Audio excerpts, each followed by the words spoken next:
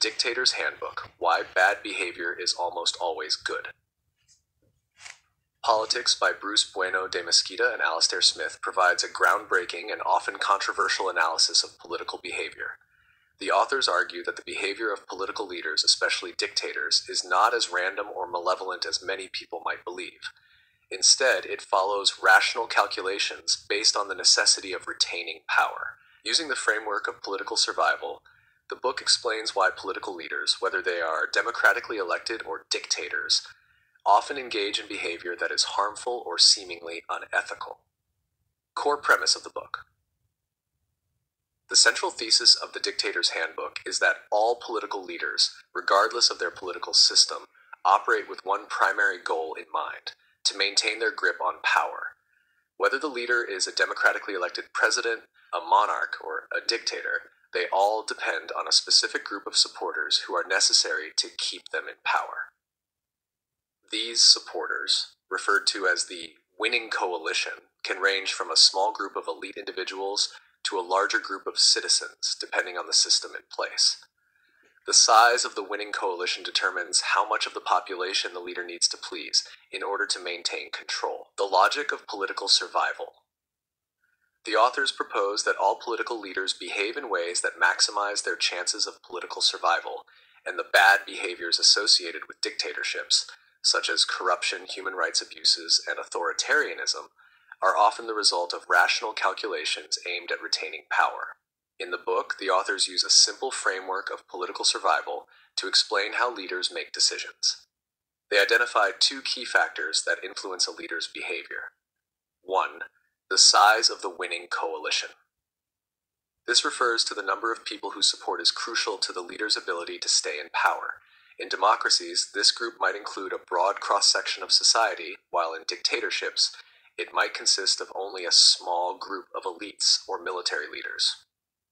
The smaller the winning coalition, the more the leader can afford to alienate the general population. Number 2. The selectorate.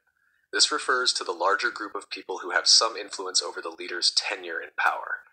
While not necessarily the core supporters, the selectorate includes individuals or groups whose support is still influential. In democracies, the selectorate might be the electorate or political party members. In dictatorships, the selectorate might include military officers or business elites who hold sway over the leader's rule.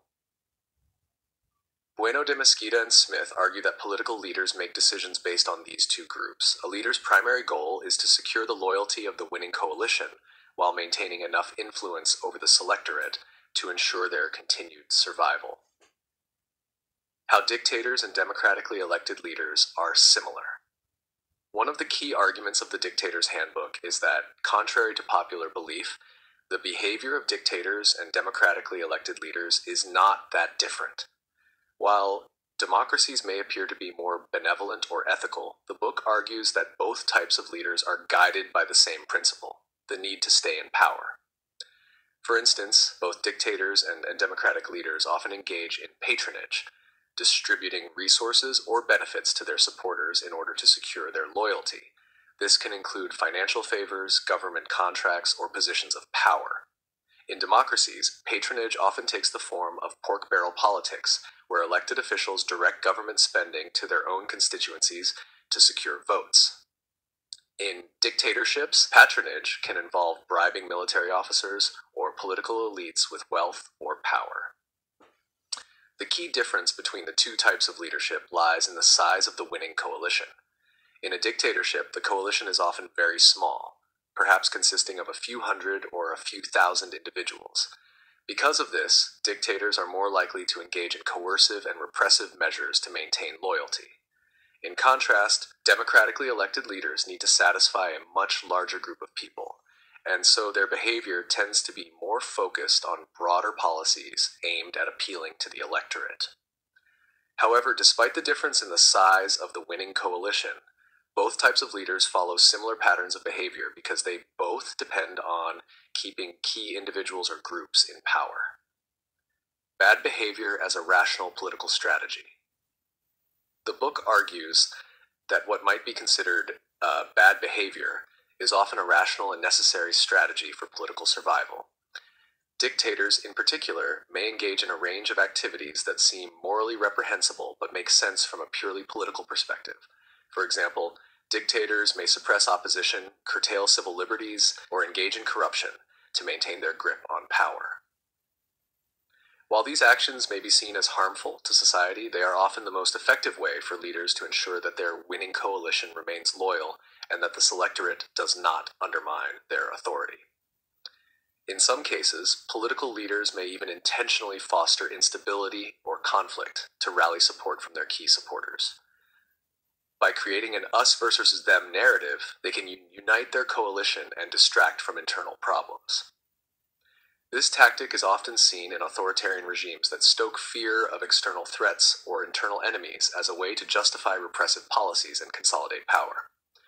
Similarly, the authors argue that political leaders in democracies are not immune to similar forms of bad behavior. While the mechanisms of democracy, such as elections and checks and balances, may constrain leaders to some extent, they still rely on satisfying the interests of a specific group of supporters. For example, leaders may engage in political manipulation, deceive the public, or pursue policies that primarily benefit the wealthy and powerful in exchange for their electoral support. The economic incentives for dictators and democratic leaders. The authors also explore the economic incentives that shape political behavior. In both democracies and dictatorships, the political survival of the leader often depends on controlling economic resources and redistributing them in ways that benefit the winning coalition. In authoritarian regimes, this control over resources is often more direct, as the leader has greater control over the economy, state-owned enterprises, and military assets. In democracies, resource distribution tends to be more complex, with political parties, interest groups, and bureaucracies all vying for influence over policy and resources. In both cases, leaders may make policy decisions that benefit the elite or key supporters, rather than the broader population.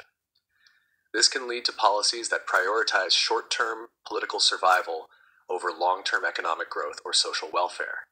For instance, leaders may push for economic policies that favor powerful business interests or military contractors, even if those policies are not in the best interest of the general public. The Dictator's Handbook challenges conventional wisdom about political behavior and offers a starkly cynical view of political leadership. The book's central argument, that bad behavior is often a rational political strategy, suggests that leaders in both democracies and dictatorships are primarily motivated by the need to retain power, rather than by any sense of morality or the public good. While the book's conclusions may be disheartening, it also provides a framework for understanding how political systems work and why leaders behave the way they do. By focusing on the dynamics of political survival, the authors offer insights into how power structures operate and why certain political practices such as patronage, repression, and corruption are so prevalent. Ultimately, the Dictator's Handbook underscores the importance of understanding the incentives that drive political behavior in order to improve governance and create more accountable political systems. The book's implications for democracy are particularly important. By recognizing the ways in which democratic leaders often engage in similar behaviors to dictators, we can better understand the flaws and limitations of democratic systems. It highlights the need for stronger institutions, more transparent governance, and more active citizen engagement to ensure that leaders are held accountable and that the interests of the broader population are prioritized over the interests of the political elite. In conclusion, The Dictator's Handbook offers a provocative and thought-provoking analysis of political behavior, emphasizing the rationality behind the bad behavior often associated with political leaders.